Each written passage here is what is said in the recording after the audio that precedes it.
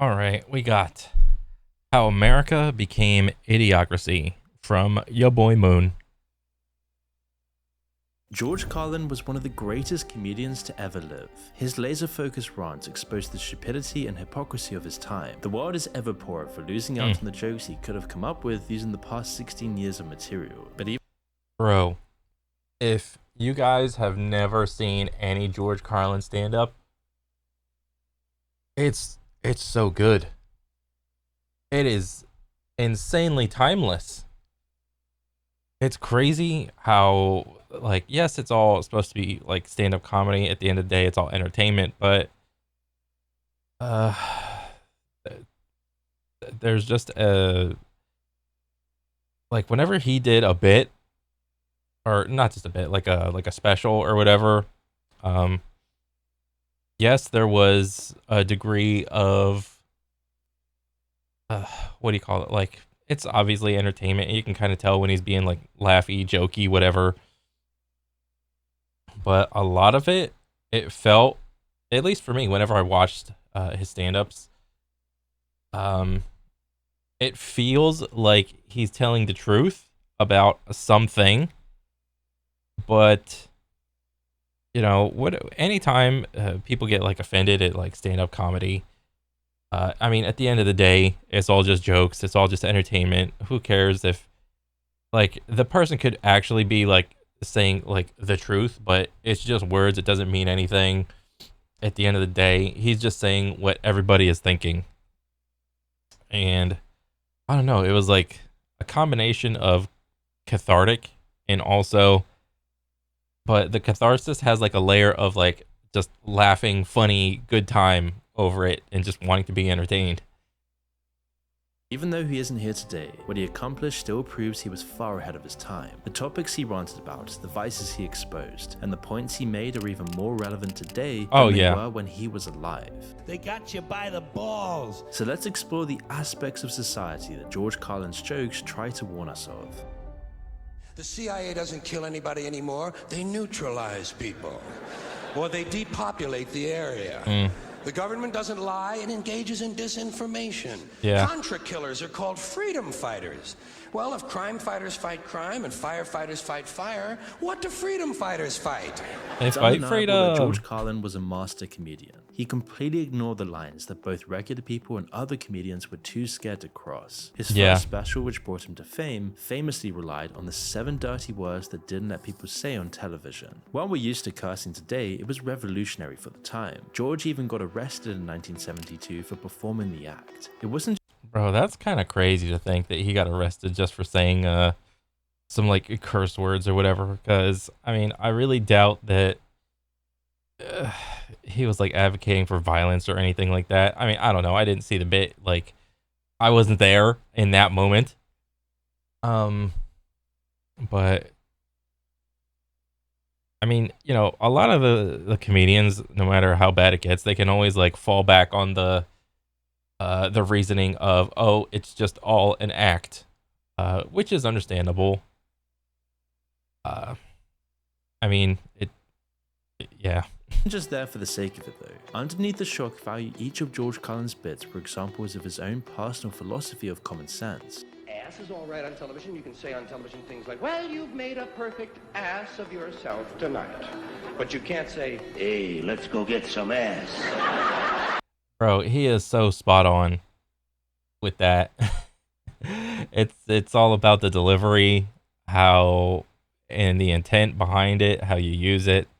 It's kind of crazy that, god dang. What made Carlin such a great comedian was his ability to step back from the cultural and social norms that shaped everyone else's thinking. Instead of just buying into what everyone else was saying, he created his own unique view of the world. Carlin would cut right to the bone, hitting the core of whatever topic he chose. It came from reducing concepts to their simplest form. Regardless of who was pushing it, whether it was a right-wing issue or a left-wing talking point, it didn't matter. George Carlin would strip away the lies people tell themselves and show the real purpose behind it. He attacked the left for their attempts to control language, and the political correctness that bogged down their actually worthwhile beliefs. But just after he finished those runs, he gets straight into attacking the religious fervor of the right and their relationship with corporate power. It was this ability Yeah. to strip away the nonsense that turned him into a modern day prophet. He knew what the actual reasons were for America and the world's vices, so he naturally knew where they'd lead. And as we go forward, we're going to expose tons of the things that he tried to warn us about. But one of his last predictions is perhaps the most concerning one of all. Out of control In an interview pandemic. taken shortly Wait, did George Carlin predict COVID? before his death in June of 2008, he said this, quote, "We're circling the drain right now. Nero is playing his violin. It's all over for America. I can see an out-of-control pandemic wreaking havoc in the country and around the world." George Carlin often used illness and disease as a metaphor, especially in his special titled "You Are All Deceased." But it's eerie how just 12 years later, his prediction of a worldwide destructive epidemic would actually come true. It was something that sped up the clock on his other predictions as well. As for his Damn. comments on America, if they haven't already come true, then they're not very far away. So let's explore what else he foresaw for the doomed country. You're being watched. Big tech is tracking your phone and email to know what you do online. This Oh, is yeah. because your personal information, we're talking information of family members, mailing Yeah, like all your personal information is already out there. Some advertisement company has your information. They know exactly what ads to serve you to try to get you to buy the certain item. That's why whenever you sign up for an account or an email or something like that, it always asks you, oh, do you want to sign up for specialized ads or customized ads? You can tick that little checkbox on your phone, or it's a switch, you turn it on or off. Do you want general ads for the masses, or do you want specialized ads? Either way, you're getting ads, okay? You can't really not get ads. And if you don't want ads, you have to pay us for the premium membership. You have to pay us for the plus membership. address, SSN, bank credentials is all linked to your phone number, and right now it's out there and easily accessible, which makes you a very easy target for scammers, spammers, fraudsters, and stalkers. And if this information gets in the wrong hands, not only can you be subject to a volume of spam emails and texts, but you also become at risk of being doxxed. In fact, this is becoming so widespread that an identity is stolen every 2 seconds, which is where Cloak comes in. Cloak allows you to generate unique functional emails and phone numbers for any settings, so the list of people who are able to track you is 0. By using Cloak, you can identify risks to your identity and ensure that your personal information is removed from the hands of potential bad actors, protecting you and your family going forward. Your digital identity is fully protected when you use Cloak, as Cloak has the ability to generate unlimited masked emails and phone numbers to protect your personal contact information from being shared online, whilst also safeguarding your financial credentials by generating masked credit cards. And you can also use Cloak Scan to understand your digital footprint to see what information about you is being publicly exposed, whilst also allowing you to remove your personal information from over 120 plus data brokers and websites with Cloak Data Removal. And that's not all, you can also ensure your security with Cloaked Identity Theft Insurance, which offers up to $1 million in identity theft and fraud coverage. Now, with all of these tools in one place, it makes it so much easier to identify threats to your digital identity, removing existing personal data that could be exploited, whilst also masking your identity to prevent the generation of new personal data. Plus, with the Cloaked Insurance, you always have the peace of mind knowing that you're protected against potential breaches. So check Cloaked out today by using the link in the description below. Oh One my of George God, I gotta Carlin's get most that. famous rants, taken from his 2005 stand-up special, is a collection of these premonitions about America. It really needs to be listened to in full, as each one is more accurate than the last. First, he starts with saying that America has just become one large shopping mall. And turned it into what it is today. Bro, America isn't even a shopping mall. America, it's like no one's in the shopping malls anymore. Everyone is just at home ordering their groceries online. And if I go to Walmart, I have to bump into like every like Walmart employee, and they all have those multiple blue boxes where they're just like looking at the order and just going down every aisle for that specific order to just put in there for someone to either come and pick up or go deliver to somebody's house. It's crazy. A shopping mall. A big fucking shopping mall. He talks about how they're everywhere, turning a once beautiful country into a consumerist nightmare. At first, it seems like this is one observation that's actually less true today. Malls are dying off, and they have been for years, but it's only because we don't need them anymore. The cycle of an ever-increasing amount of malls and opportunities to consume that George Carlin foresaw has actually been completed, because today everyone has their own personal mall in their pocket. Whatever you want to buy is just a few seconds away. You don't even need to leave the house anymore. It's truly the next stage of what George Carlin talks about next: America's addiction to shopping and eating. Shopping and eating, especially eating. Americans love to eat. Bro, I can't tell you how many people don't know how to cook. It's like, it's crazy. It's like, inflation is a thing. Yeah, everybody knows like fast food prices are going up and up. But you know what's funny? Like restaurant prices, like sit down restaurant prices have been about the same. Yes, it's probably like a little bit of inflation, but I don't think as much as a fast food. It's like the fast food prices have went up to sit down restaurant prices, but the quality has also not gone up. So if you're gonna go out, you may as well just go to like a sit down restaurant if you plan on spending money. Because if you're in a rush and you need food now and you have to have fast food, you're not getting that quality.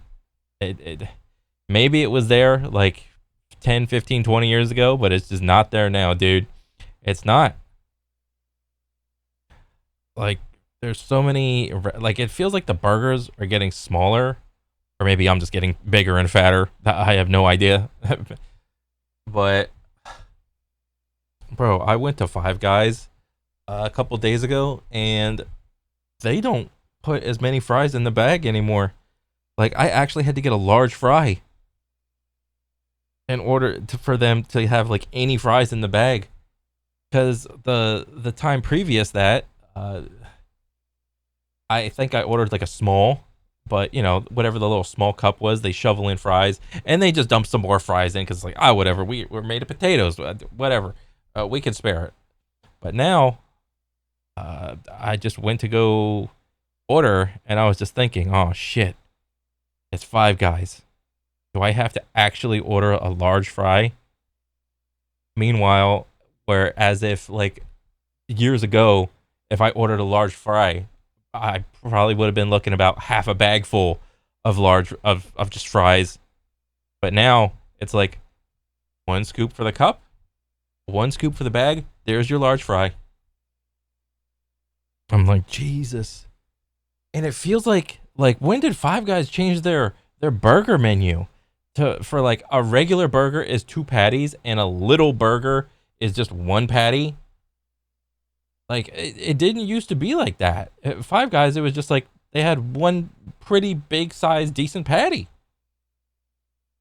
Like what? What is happening? Since he said this in 2005, we've only seen things get worse. Obesity rates have gone up nearly a third, reaching around 42% in 2020. While it wasn't hard to imagine that America would keep getting fatter, it still matches up with the reason that George Carlin gave for us. Now that the mall follows us around each day, people... Yeah, because all these fast food joints have their own app. The McDonald's app, the Burger King app, the Wendy's app, Arby's app. I don't fucking know. Like Joe Schmo, mom and pop restaurant has an app. The Chili's app, Beef O'Brady's app. Every restaurant chain has an app. I wouldn't be surprised if I could actually.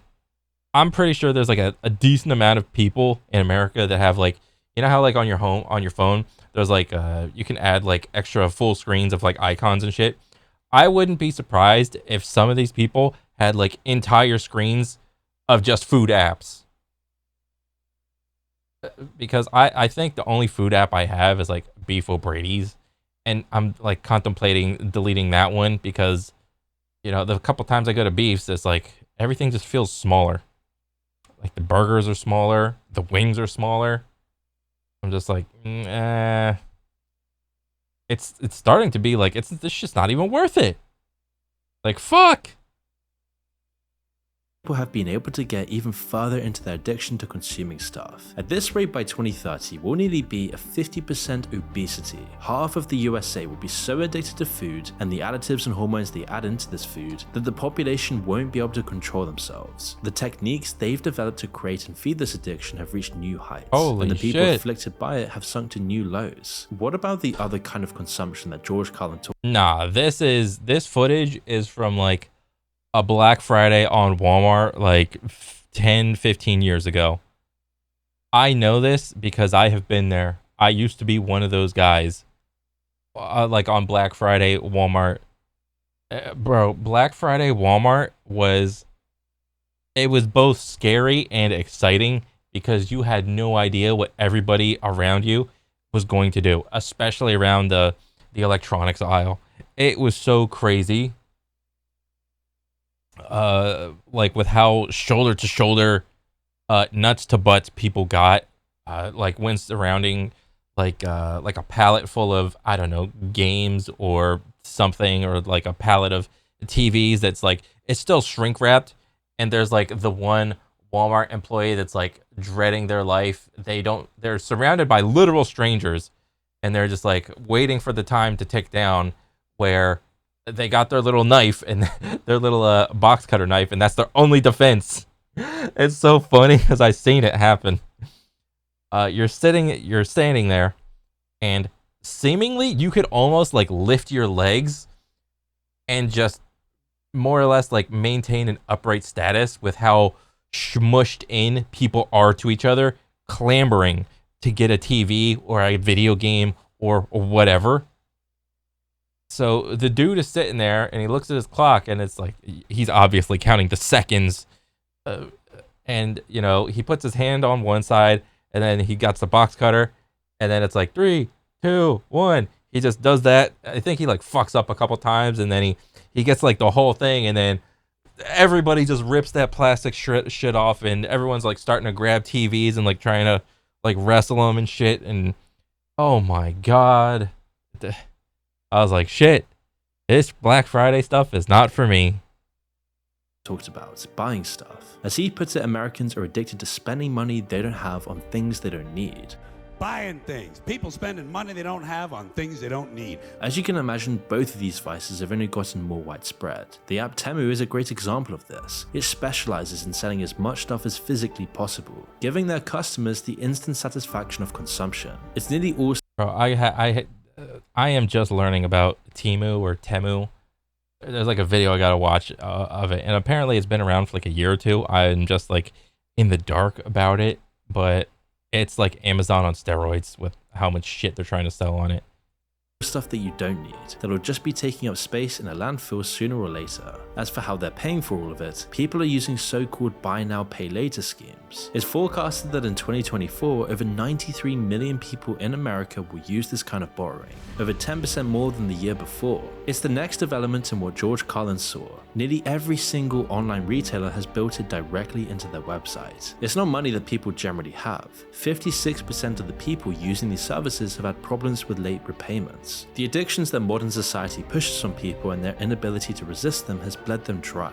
The core of all of this that George Carlin identifies is how stupid America has made its people. They've been willingly duped into living this way, and it makes everybody dumber. Then he moves on to education as the solution that people always bring up. It's so clear that it's failing that when the next year of kids is dumber and pays less attention, they just lower the passing grades. This is what we saw in 2005, and it's only gotten so much. Why did Florida schools grades improve dramatically between 1999 and 2005?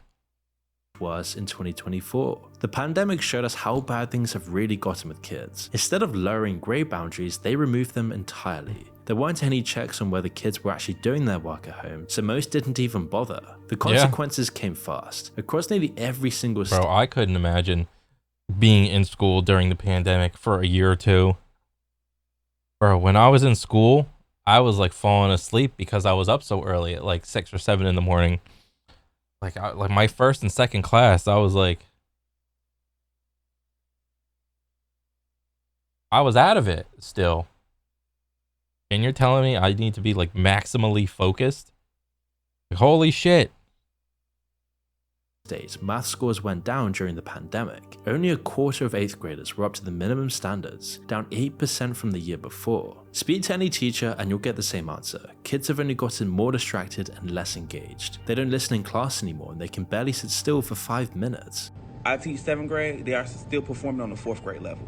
Apparently 2 years of no school and non-stop TikTok reels will do that. It's not that the funding for education in the US is anywhere near sufficient today, but even fixing that would only marginally balance out what's happened to the next generation. It can't stand up to the pressure of instant entertainment and instant consumption. The same things that are making adults dumber today are affecting the kids even more. None of these things that George Carlin foresaw were really that complicated. The evidence is right there, in our faces every day. But the loss of critical thinking has made it so people just can't see it anymore. It takes comedians and philosophers to unravel it all, and George Carlin was both. At the end of this, George reveals the reason for this increasing stupidity at the heart of America. The people who are really in power want it this way. They want people that will consume more and question less. They don't want a population of citizens capable of critical thinking. They don't want well-informed, well-educated people capable of critical thinking. They're not interested in that. You know what they want? They want obedient workers. Again, it's something that's only gone further since then. People buy into the two-party system more feverishly and enthusiastically. Like, I'm guilty of this myself. And it's one of the reasons that I chose to start making like YouTube videos. Like, I was going down a path a couple years ago of consuming too much content and not creating anything. And I don't know, everything just started to feel like blah, like just blurred, mixed together. Nothing stood out. I didn't really want to watch any movies. I didn't want to watch any animes. I didn't want to watch any shows or anything. I felt like, I hit up YouTube and I just hit like the refresh button and everything was just like, didn't I see this already? And everything sort of just blended together, and I was at like dopamine. I was at complete dopamine saturation levels. I was just, and I don't know. I randomly like just watched whatever videos, and that's how you go into like the YouTube spiral of watching like random ass YouTube videos where it just gets progressively more weirder and shit. I mean, at the end of the day, it's like people will always want to be entertained. People always want to consume more than they create, I think. And I don't know, like one reason that I think that is because when you're trying to create something, you have like different outlets to try to create stuff. You could go into like music or art or something, or do you want to create a movie? Well, you can't really create a movie unless you have like a good grip on like storytelling. You could try to write a book. You could get good at a hobby. But hobbies cost money. Nobody's got money. Everybody's like muddling around at like minimum wage, 30, 40, 50K jobs a year, or like yearly salary or whatever. That's like a lot of what are people making. So, do you live at home? Are you renting? There's just not a lot of extra money for you to participate in a lot of extracurricular hobby things when you're too busy worrying about the next paycheck. Are you going to get enough hours this week? Are you not? Is somebody going to call out? It's a lot of stress, man. Than ever, getting duped into blaming each other rather than the people who actually make the real decisions. I can at least appreciate the entertainment value with the election cycles of 4 years ago and currently. By the time this video comes out, the elections will have passed or whatever, but like I gotta say, like the last election cycle with whoever, and this one, Trump v. Harris, like these things have been so entertaining for me. It's absolutely crazy. Like I never thought I'd be so interested in politics, but I was learning that the older you get, the more interested in politics you get. I never would have thought that any of this would have been interesting to me at like 16, 17, 18, or anything like that. And the older I get, it's like the more bullshit I can easily see. And it's like these guys right here are essentially more or less like entertainers. If you think about it, they're trying to convince the entirety of the United States, which is over 400 million people, to vote for me and not the other guy. All right. So it's like, what do you have to do to convince America to vote for you? What do you got to do to make America vote for you?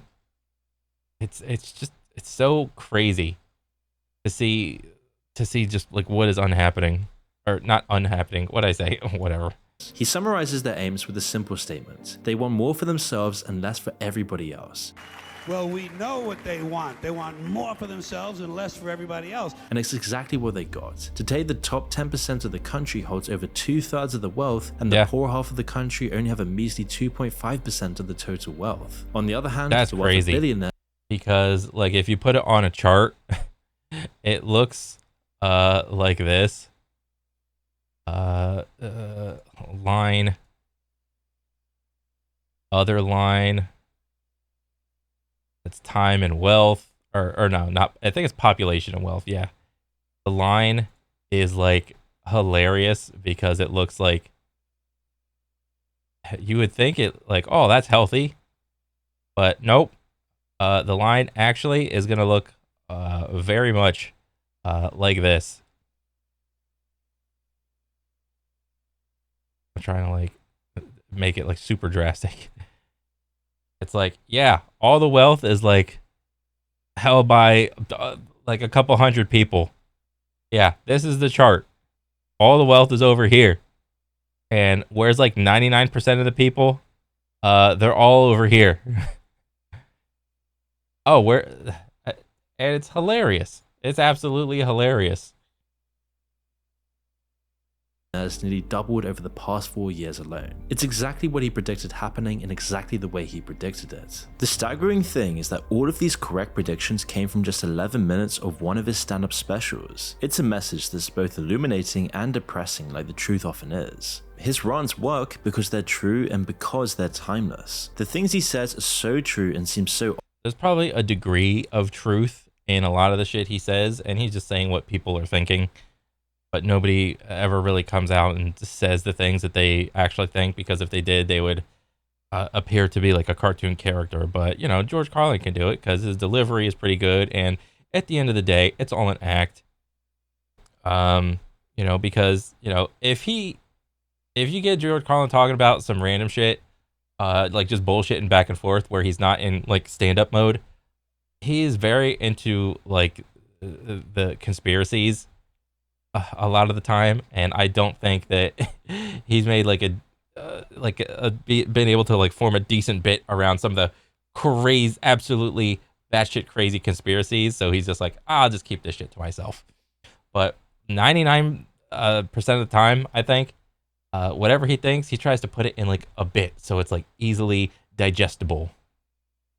Obvious once we hear them, that it's enough to take us over the lines he crossed. Even just reading his words to yourself would be enough, but it's George Carlin's delivery that really makes it. The bits that most people have seen, his latest specials for HBO, are the result of decades of work creating and evolving his own style. Carlin didn't start out as a voice of the counterculture, challenging the contradictions within society. In fact, in the 1960s, he was actually a pretty standard radio host. For the first few decades of his career, most of his... it's crazy to think that this is also George Carlin.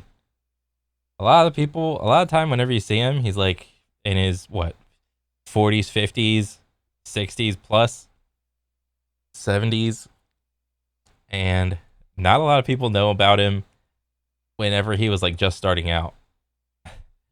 He was just another like DJ. He was just another TV guy on like just doing his thing. And it's like he's all clean cut, clean shaven, like Then when you see him when he's older, he's just like extremely jaded. You know, pretty funny. pretty profound. But it seems like these two guys are completely different. Jokes were just observations without any social commentary. He perfected the basics before he used them to create his own style, and that's where his excellent flow comes from. It's how the exact right words just come tumbling effortlessly out of his mouth. Oh, he yeah. knew when he needed to repeat a phrase for emphasis, or reword the same point a few times for maximum effect. And it's crazy because he has like the same facial expressions as when he is like 50, 60, 70. Because like when he starts like contorting his face, he's kind of got like that Jim Carrey like enunciation with his face, facial expressions. It's kind of funny. It's like, oh, it is George Carlin when he starts like doing all that shit with his face. His excellent choice of sharp, simple words also helped as well. It made his rants much more effective in delivering their common sense message. Even later on in his career though, there were still a decent amount of straight jokes and silly routines mixed in. He could be dropping bombs in one sentence then move on to something completely mundane a minute later. It helped package the philosophy into something that regular people could appreciate. What's more effective? The message that reaches 100 people or 10 million. Today both the right wing and the left constantly try to claim George Carlin. The message that gets heard by 100 people or 10 million people? Well, I don't really know if that's even a good question because understandably, is the same message going to be understood with 100 people as 10 million people? You know, essentially it's a game of telephone. The more people hear about the message, is it still the same message as if you were to say like your thing to like a little small group of people, maybe just your friends or whatever? Is the same message going to be conveyed to 10 million people and they are going to understand it with 100% accuracy? I really doubt it. As one of their own. His reputation for common sense is so strong that Really? there's an endless amount of random quotes and points that have been made up and attributed to him. In reality, Carlin wasn't a follower of either ideology. He transcended two-party politics. He only followed his own thoughts and opinions. And the result of this, as he said, was that he probably ended up slightly left of center. Well, I consider the whole country, to be one large political party, two wings. And I'm out of step with both wings, but on some issues, I come closer to the left wing. Immense. I think, he just said he's like kind of center left. I mean, which is fine, but I mean, with like the current election thing going on, it's like a lot of people talk about, oh, there should be like a third party, like a central party and whatnot. And honestly, if there was a third party, I would probably join that one because both sides are like absolute clowns. But there's the reason there can't be like a center or a third party is because there just simply isn't enough, I don't know, like centralized power in a third party. I don't even know if our like government system could have like a third party. I think there'd be like a decent amount of people that would join the third party if that party had an actual chance to like win anything.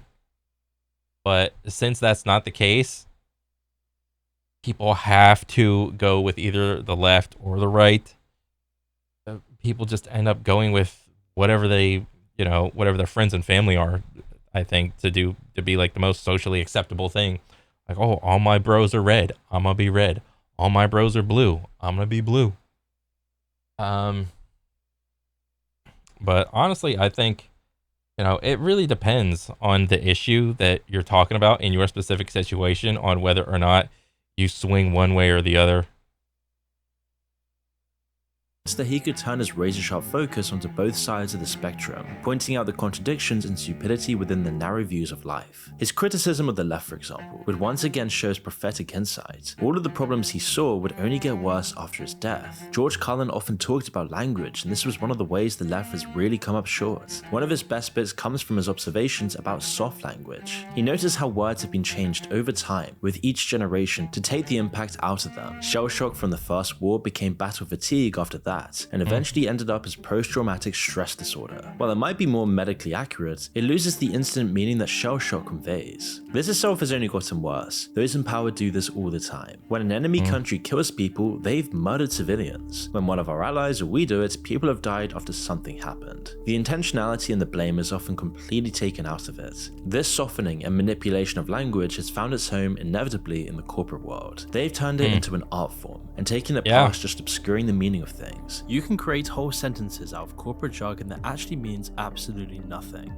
The left gets so caught up in these language games, as Carlin described in his 1990 show Doing It Again, that they lose sight of what really matters. We were using that soft language, that language that takes the life out of life. And it is a function of time. It does keep getting worse. Instead of actually following their own beliefs and fighting for justice, they make people change their language so that the world sounds more equal than it really is. In his time, it was about changing gendered words to sound more neutral. A policeman would become a police officer, a spokesman would become a spokesperson. Today, this too has been taken a step further. It's all about politics and appearances.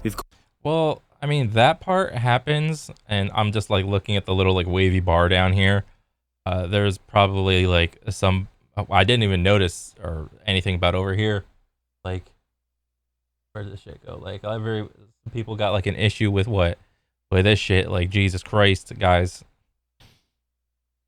Like, this whole thing is because will become a spokesperson. Today, a lot of, back in the day, it was a lot of men doing these jobs.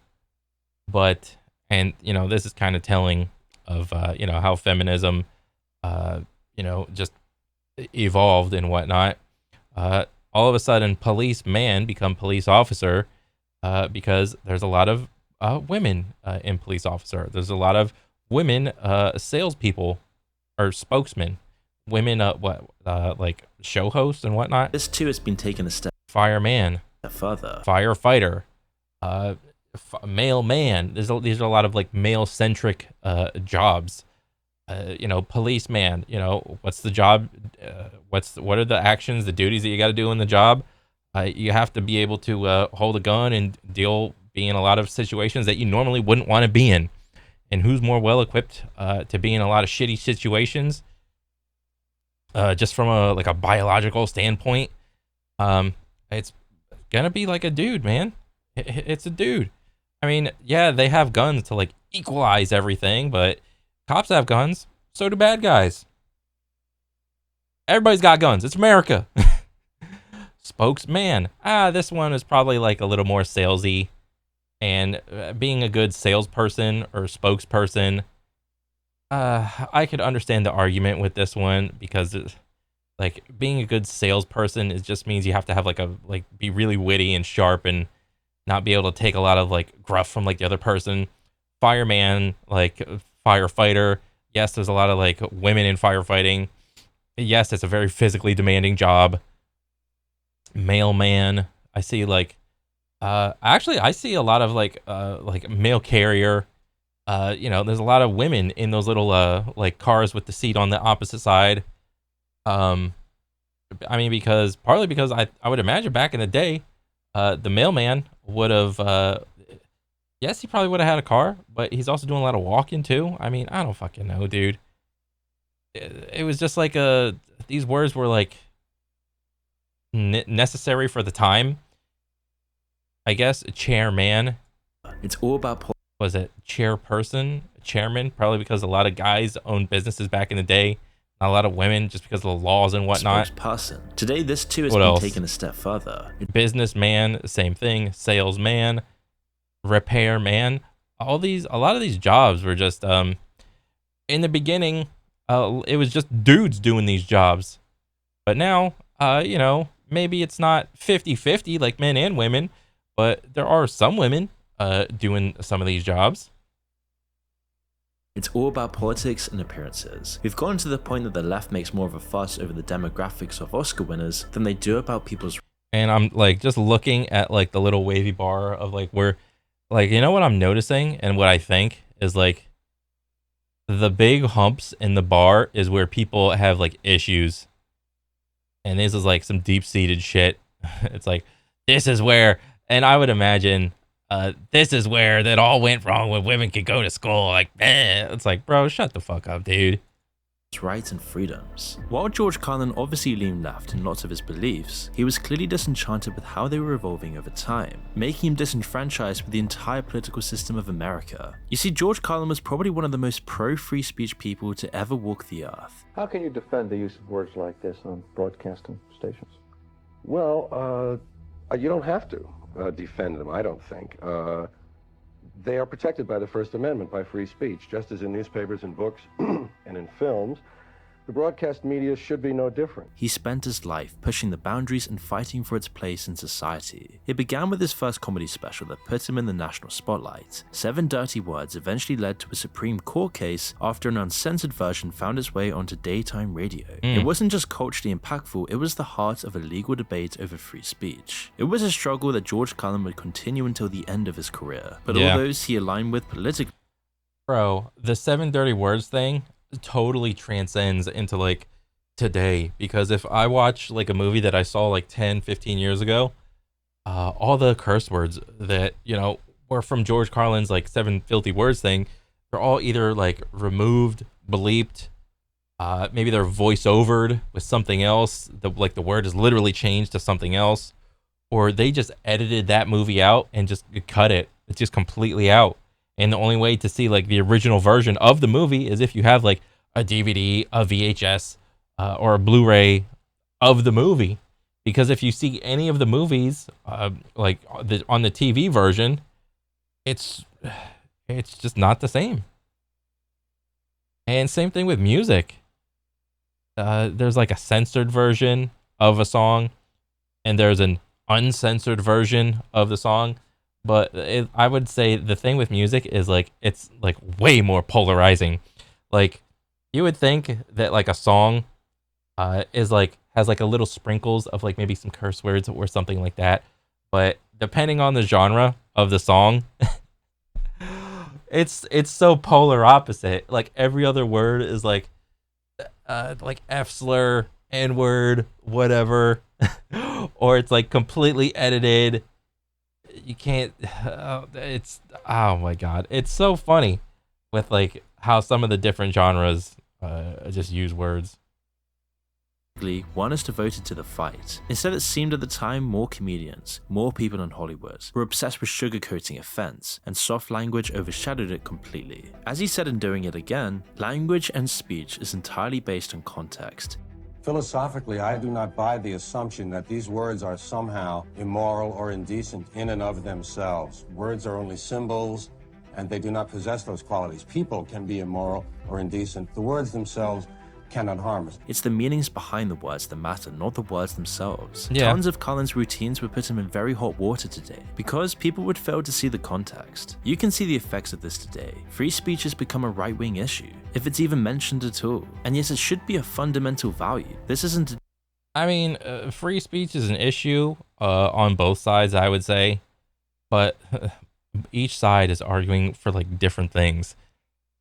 Like the right is arguing about like conspiracy theories, or like, and honestly, they're arguing over like, I want to be able to say this word and not that word, and why can't I say this, and why it's like all misinformation shit. Like they're bickering about misinformation, and then the left, at least not all of the left, it's like some of it, not the whole thing, but like they're arguing over like gender pronouns and whatnot. It's like everybody's arguing over free speech and what can I say, what can't I say. I want to make a law that prohibits you to say this, and I have to force you to say that. And it's just like, God, it's exhausting.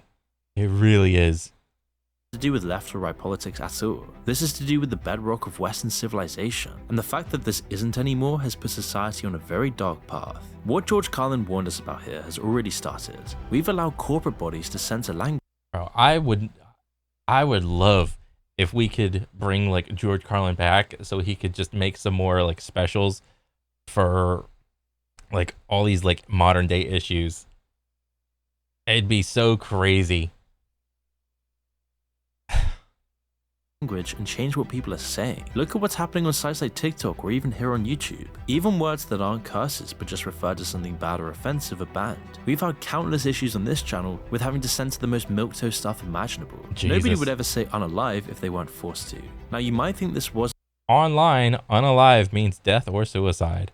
Experts say it might help kids discuss just be an adult, be a good parent, be a good adult, and have a conversation with your kids and have that talk about life and death.